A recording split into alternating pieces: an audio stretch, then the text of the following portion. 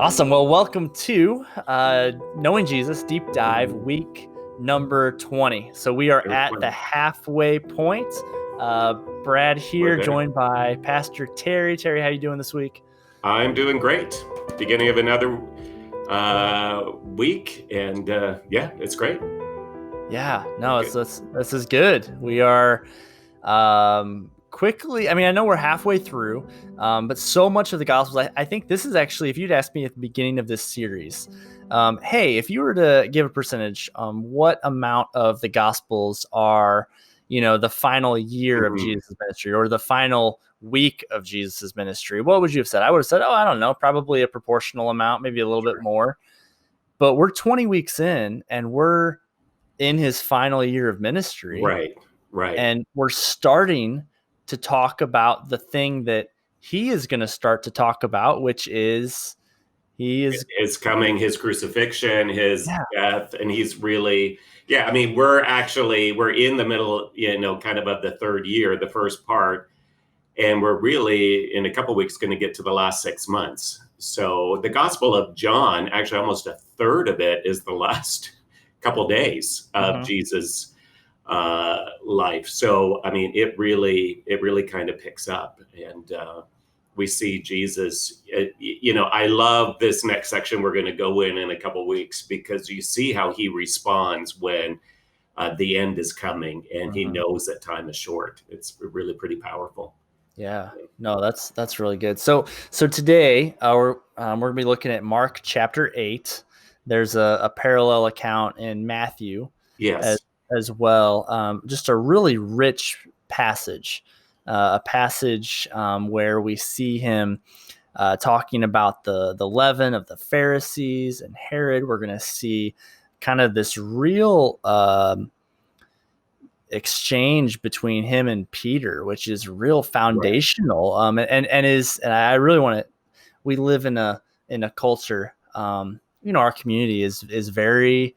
We have a lot of Catholic friends and family members, and this is a passage that's incredibly important to Catholics. So we want to kind of maybe talk a little bit about that as well. And I apologize. We initially were going to just do a few verses out there. And just as we were looking at it, it's like, no, we need more. Then we need to get the context. And then, really looked at the whole passage, the whole chapter. And so there's so much to talk about. So much. So we'd love to go verse by verse, but there's just so much to cover. So just want to kind of go maybe kind of section by section. But I don't know, as we start this conversation, Terry, is there anything that comes to your mind? It's at the forefront, like, hey, I definitely want to talk about this.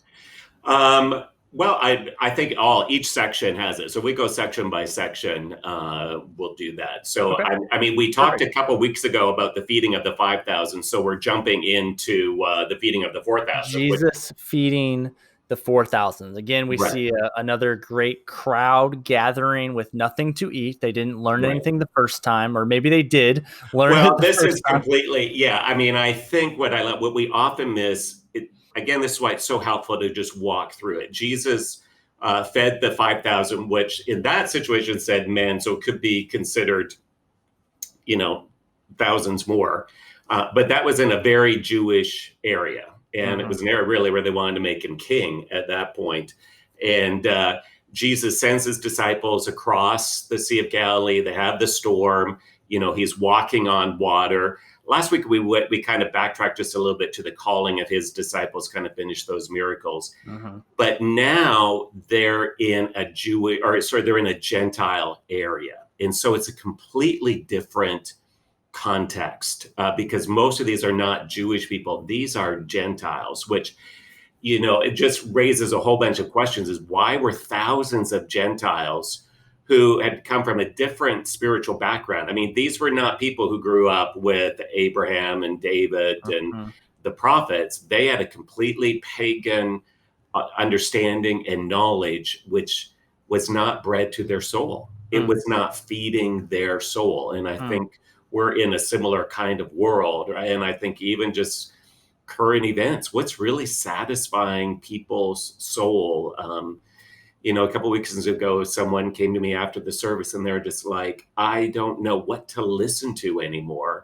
and Yeah. there's so much information. I know that I just need God's truth. That's what I can trust. So thank you, for giving us God's word. I just need his word. And so here are these pagan Gentiles who have no Judeo background in mind. They're not necessarily kind of a monotheistic, but there's this heart hunger for Jesus. And here, you notice they're with Jesus for 3 days. The feeding of the 5,000, he was there for a day, and it's the end of the day. Now they're there for 3 days, and this time Jesus has compassion on them again. Well, he's concerned they're going to faint on their way Yeah, home. Like, that's right. And that's like, okay, 3 days. Like, did they go back to their home? Like, what did many of them stay? How long was he preaching? What was his voice doing?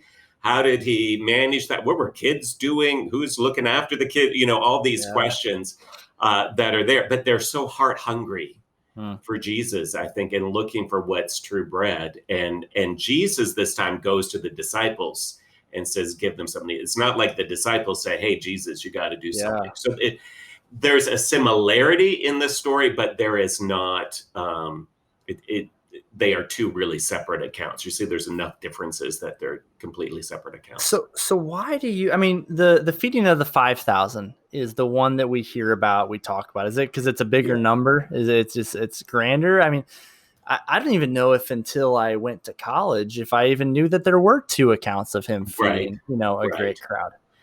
Yeah, I think it's probably easier in Sunday school and to kind of teach one, not make it complicated into, probably the 5 is grander or different. I mean, I think there's bread and there's fish a little bit more here. There's more, it's kind of the focus on bread, which, bread follows through this whole passage and kind of what's going on. But for us, I think as Christians, this is such a rich one because Jesus is the Gentile. And, it's the beginning, the fulfillment of the Old Testament prophecies. Isaiah talks about the king in the banquet and inviting everyone to a rich banquet, and they're all going to be satisfied. And this is the beginning of that Jesus is inviting all the Gentiles to come and be part of that. And, it's just a reminder to us, what are we looking at for satisfying? What's our soul crying out and longing for, instead of really just looking to Jesus and know that we were made by him in his image for him to be satisfied by him alone. Yeah, no, that's so good. I think especially, you hit on it earlier, but this, the events of the last couple of weeks, the last few months, I mean, it's so easy to try to turn to other places to find hope, to find comfort, to find security. And this is it's just a good reminder that that Jesus is. I'm hearing some sound in the background. Is that someone's car outside? It's the car. Yeah, they race up and down Mid-River Small Drive. That there's someone there. Oh, good. Yeah, it's not quiet out here at church during the day. Well, I've got kids running up, above me. I don't know if that's coming on my microphone. But yeah, that's just a good reminder that Jesus alone is a place, for us to find. I think of that John Piper, a famous John Piperism, the, God's most glorified in us when we're most satisfied in him. And there's so much truth. And even then there's a propensity, at least in myself, to doubt or to wonder. And, Jesus time and time again is, hey, I will provide. Just come and eat. That's good. So after he does this miracle and he feeds the 4,000, we have this section where the Pharisees are demanding a sign, right? They're arguing with him. They want a sign from heaven to test him. I love this expression. He sighed deeply in his spirit, right? That just makes you feel, okay, this is where Jesus is at with here. Why does this generation seek a sign? And he says, no sign will be given. He leaves them and he goes into the boat again. I don't know. Is there anything you wanted to add from? Yeah, this is such a fascinating passage. And it, kind of is where we spent a lot of time on the passages looking at signs and our natural inclination to want a sign and want Jesus to authenticate something. It's interesting, the word here for sign, that they use. It's not the typical word, that kind of relates to a miracle. It's like some sort of divine, God-given authentication Mm. that Jesus is who he says he is. And, essentially, like through the course of knowing Jesus, God has done that. I mean, he did that. People heard the heavens open and the Father say, "This is my Son with whom I'm well pleased." We're going to look, next week at the Transfiguration where heaven opens again, and there's kind of another authentication. But this is part of the whole issue of this chapter. Is Jesus has done so many things that these Pharisees know that. I mean, no one ever questions the miracles in the gospel. I mean, there's never. It's like, oh, does Jesus really do a miracle? We don't think that was a coincidence, or everybody knew in the Gospels he did miracles. Josephus and other non-biblical writings, they never debated whether Jesus did miracles. They called him the miracle worker. They never doubted or questioned that, but they always wanted more. They wanted something different. And, they asked Jesus for and that word there for side, it's the only time it's ever used in the Gospels, only time ever used in the scripture. And in fact, in Greek literature, it's only used 6 times. We can only find it 6 times in kind of all of ancient Greek literature. It's a very unusual word, but it's like he's just done. What is the word? I can't remember the Greek. Sorry. Well, I was just going to ask. I got it in my notes. I just don't have it right in front of me. Well, I was going to ask, how is it different from, like the sign of Jonah, right? Like it. The word I'm for assuming side. It's different. Yeah. Yes. Sorry, I thought you meant the word for side. Sorry. Gotcha. Yeah, I'm talking about 2 words. There's the word for sign. Is not miracle. It's kind of the typical miracle, but it's a word that means authentication. We want you to truly authenticate, like what's going to authenticate. I don't think there's anything that would satisfy them. What's going to satisfy? I mean, he just fed thousands of people. They were in places in the temples and the synagogue when Jesus did miracles. There is enough evidence to show that. It's the word side. When he sighed. He sighed.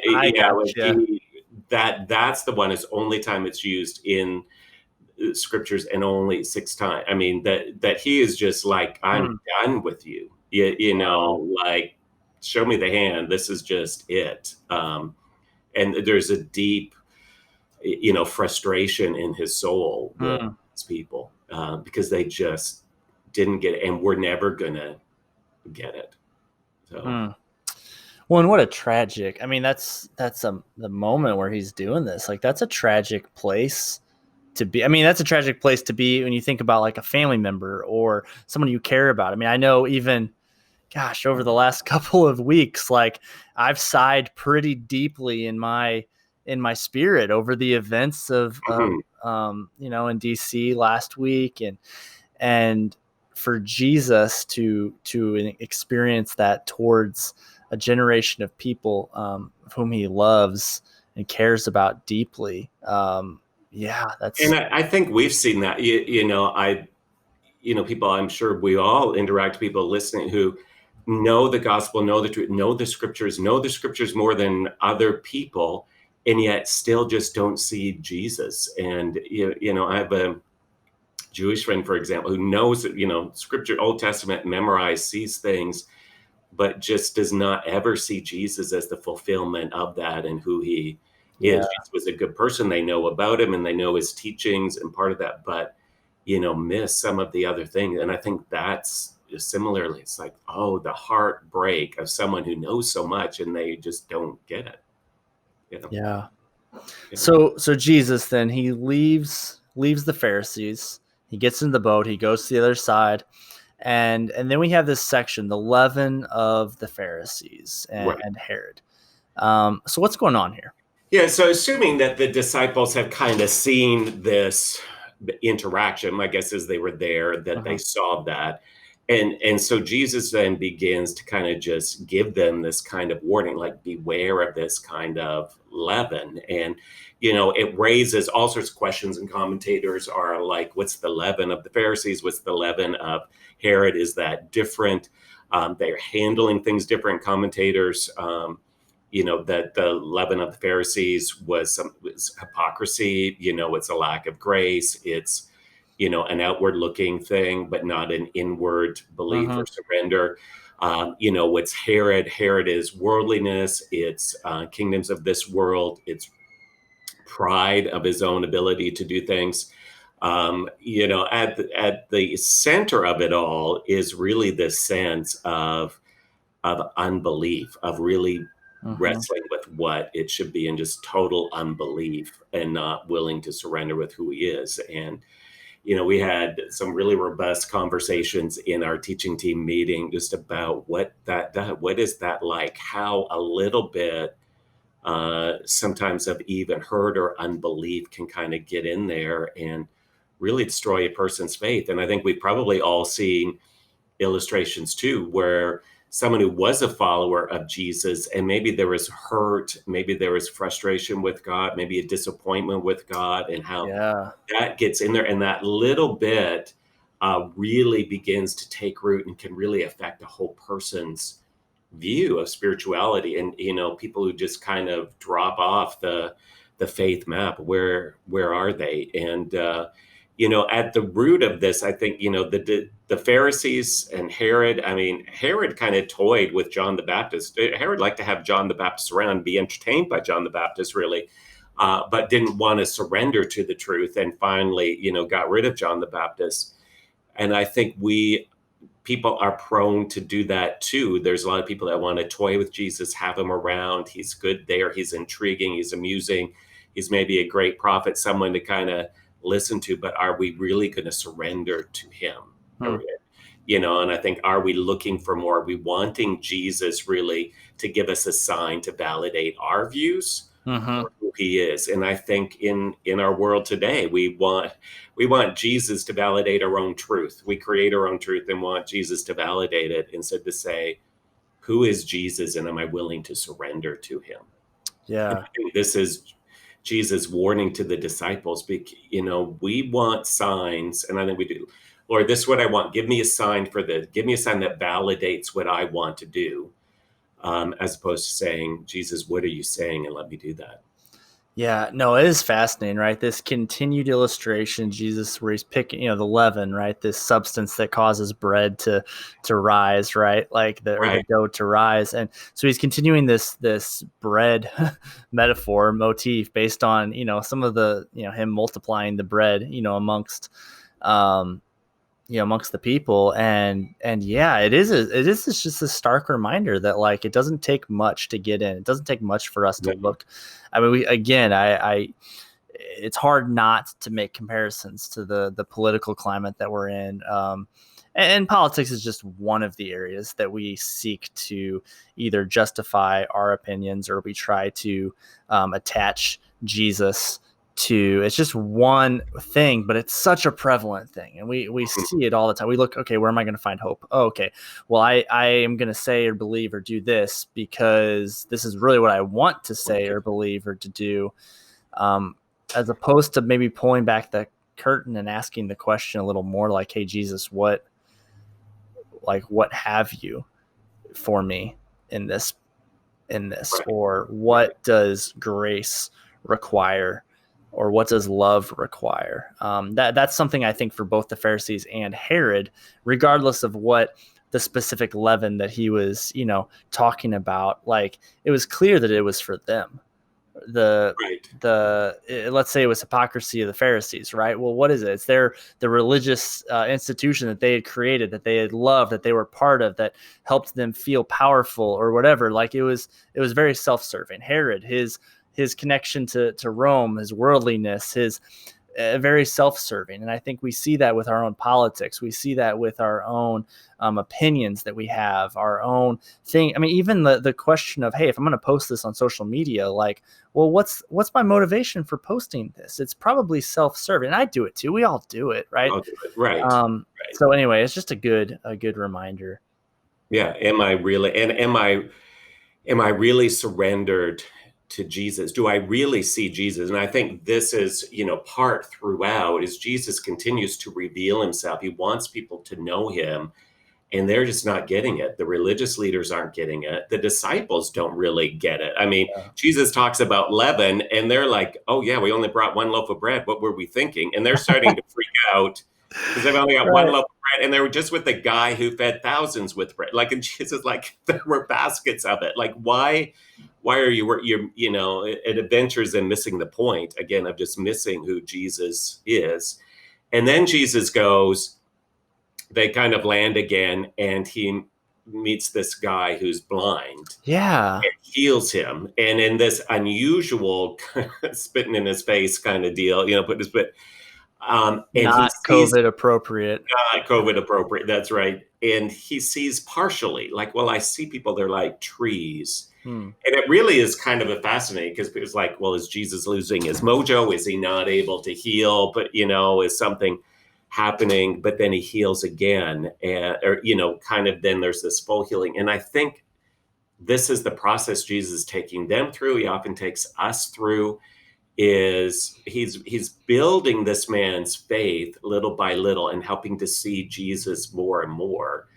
And, the way we see now is not the way we will see. What we know now is what we'll always see. That we need to keep praying that our view and our understanding of Jesus gets clearer and clearer and more complete. And we can't always say we know everything, that we have to continue to discover who he is. And, the disciples just weren't getting it. I think this was a visual illustration for them of, continue to see. Yeah. Yeah, this story has always fascinated me, because we have seen Jesus do miracles at a distance. We've seen Jesus do miracles. Somebody just comes and touches his cloak. We've seen him just speak, and things change. And yet you see this process of him taking the spit and, putting it. It's like, I just don't understand. I don't understand, but I think that's a great point, that Jesus, he's always intentional. He always has a purpose. He always has something in mind, and he has a reason for doing things the way that he does. And I think we see that here, is that you're right. He's, and ultimately, and this is again, one of my favorite passages, right, following this is Jesus is doing something for the benefit of his disciples, for the few, the people who are around him. He cares deeply, what everyone thinks of him and believes, but he really cares about what the disciples are doing. And so even this process, I think maybe this man and his ability to see is almost a metaphor or a teaching moment for his disciples, as their vision, figuratively, right, is getting clearer. And I think this is, this helpful in understanding why we're walking through in kind of chronological order, because we see Jesus do that. He's sending him out. This period is a very intentional discipleship with these guys. He's very intentional with that. And I think you're right that it's obviously the crowds, other people are getting blessed, but Jesus is showing the disciples. And I think he's preparing them for the moment. He's not going to be there. He knows it's now, a little over 6 months, less than a year, that he's going to have with them there. How are they going to see that, they've got to be in storms without him there, but know that he is present. They've got to be, knowing that he is the provider, even when they can't see the provision. They have to be absolutely clear on who he is and trust who he is. They can't be looking for signs, because he's not going to be around to give them all of those signs in the same way, but that they have to be there. And so that's where, he's in this very pagan area in Caesarea Philippi. It's a very, we would call it kind of new age area in our culture today, and very spiritual with everything. And he's like, okay, there's temple to Caesar, there's the birthplace of Pan, There's, the source of the Jordan River. They built all sorts of altars there. Who am I? Who do you say? And, they go through all these different things. And finally, Peter says, no, we know you're the Christ, the Son of the living God. Like, we know who you are. And like, finally, I think Jesus, like, so excited, like the difference between the way that he sided heavily with the Pharisees, Yeah. and the excitement. God, It's almost the opposite. you got Yeah. it. Thank you. Yeah. So, And it's on that rock I'm going to build my church. yeah. So I want to ask why. I want to come back to this question. I'm going to tease it, and then we'll come back to it. With the man who is blind, he tells them, "Hey, don't even go in the village." And then with his disciples, he tells them strictly, "Hey, don't tell anyone, about me." I want to come back to that question though, but because there's so much here with Peter's confession. Like, I think that Jesus, he cares what everyone thinks about him, but he's, they're on this stroll, they're on this walk, and it's like this intentional question that he's almost been wanting to ask, but maybe he's waiting for the right time. He asks the disciples, "Hey, who do people say that I am?" And so they say John the Baptist, they say Elijah, maybe another prophet. And he's like, "Okay, cool. Yeah. That's what other people say. But who do you say that I am?" And then you see Peter make this declaration, this confession of faith. He says, "You are the Christ." So in the Jewish culture, right, the Christ, Christ is not just, it's not Jesus' last name, right? This is his, it's his identity. We see there's this Messiah figure. The Jewish people are gonna have Matthew, right? Makes a whole lot of it in his gospel. Right. Christ, Messiah, relationship there between those two titles, those two identities. Yeah, the Christ is literally the anointed one. Who's the one anointed and sent by God? Who's the one the Old Testament prophets have promised and prophesied about? Who's going to do that? Who's going to be the king? Who's going to live? Who's going to do a new thing? That God's going to do a new work. He's going to turn hearts of stone into hearts of flesh, and all the things that God is going to do in the kingdom, bringing the kingdom that's about to come to usher that in. Now, they believed, many of them mistakenly, that it was going to be an actual physical political kingdom. Versus kind of a spiritual kingdom that's going to we're still making that mistake, Terry. Yes. In some ways we still do, that it transcends nationalities and nations and people. It is a spiritual kingdom that God is here. So he is the king, he is the anointed one, he is the one that is going to come and usher in this kingdom and take us there. He's going to, serve at the banquet and be there. Yeah.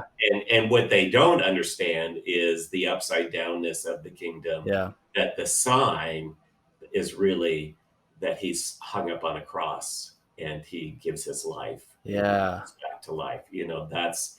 That's the sign, that's ultimately to show his death and his resurrection. Yeah. He is the Christ. So this is a bold claim by Peter. But if it is true, why would Jesus charge them not to tell anyone? Well, I think he wants people to see it for themselves. I think is he really there? He is going to commission them, to go into all the world and, teach and proclaim and show who he is. He does the same thing, even to a certain extent, with Pilate's, like, I am who I am, and they kind of put that up, the King of the Jews. I think Jesus wants people to see him and know him for who he is and to understand him there. Why he told the blind man to go, kind of be quiet and still. I think, to a certain extent, Jesus wanted, he didn't want to become a sideshow. Yeah. He didn't want people coming after him just for healing. He didn't want people coming after him just for free food, which we see to a certain degree some of the people doing. They're always traveling around trying to find him.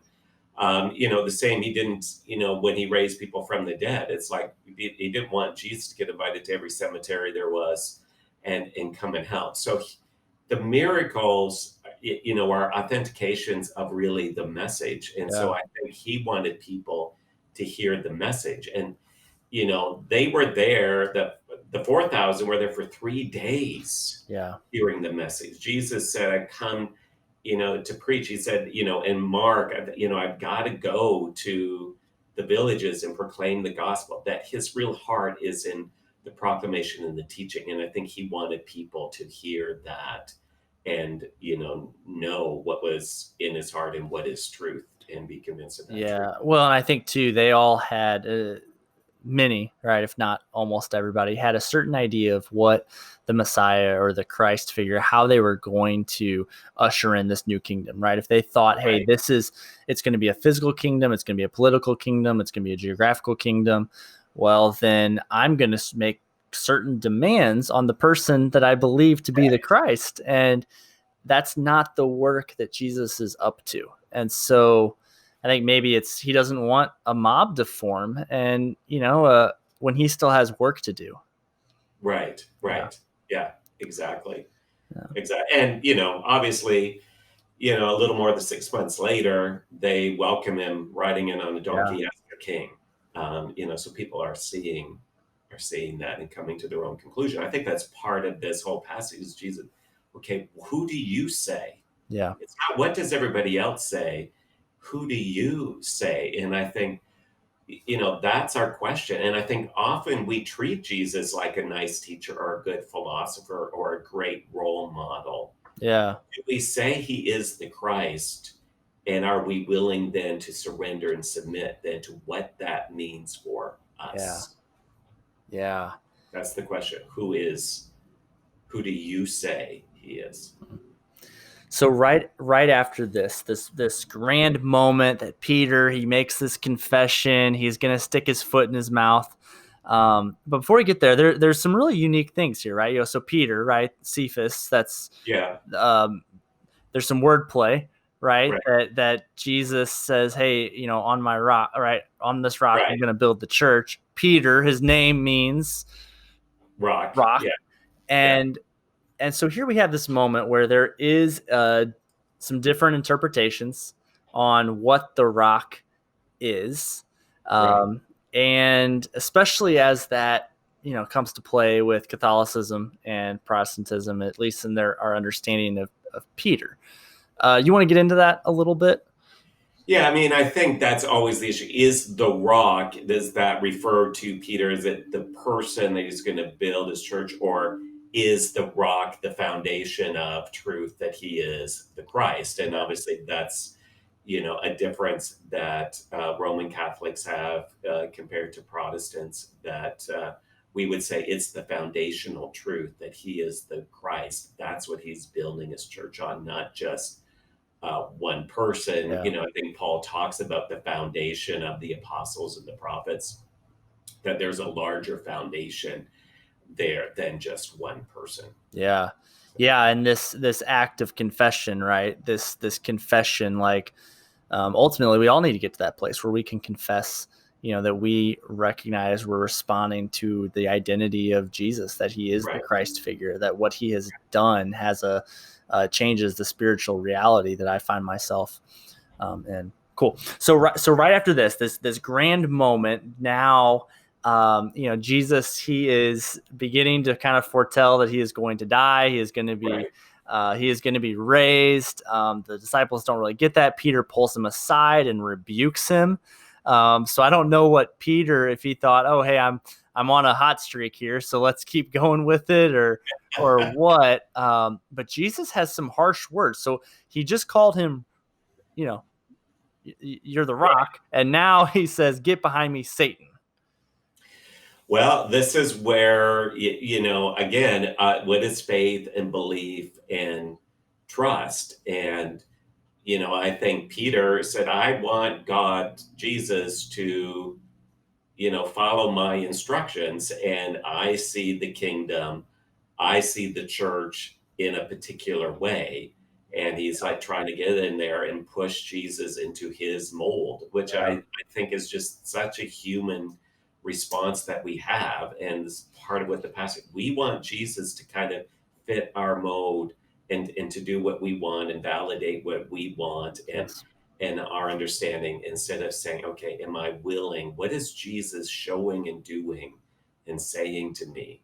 And am I willing to do that? And, again, the sign, the sign is that Jesus gave up his life and surrendered and rose again. And there is, eternal life. That's Yeah. really the ultimate sign. And are we willing to do that and trust in that and model that?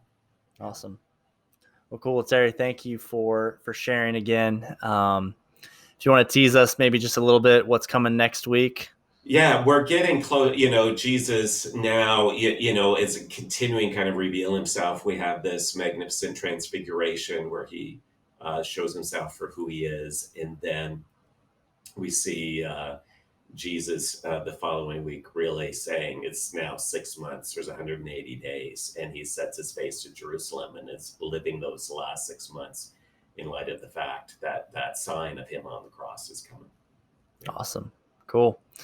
Well, you can find more resources for Knowing Jesus on our website, calvary.church/knowing Jesus. JJ Bond will be preaching next weekend for Mid Rivers and for our online communities. So we'll follow up with him just kind of about that passage and the transfiguration and what all is going on. Can't wait for that conversation. Again, just know this, church, we are praying for you. We are advocating for you.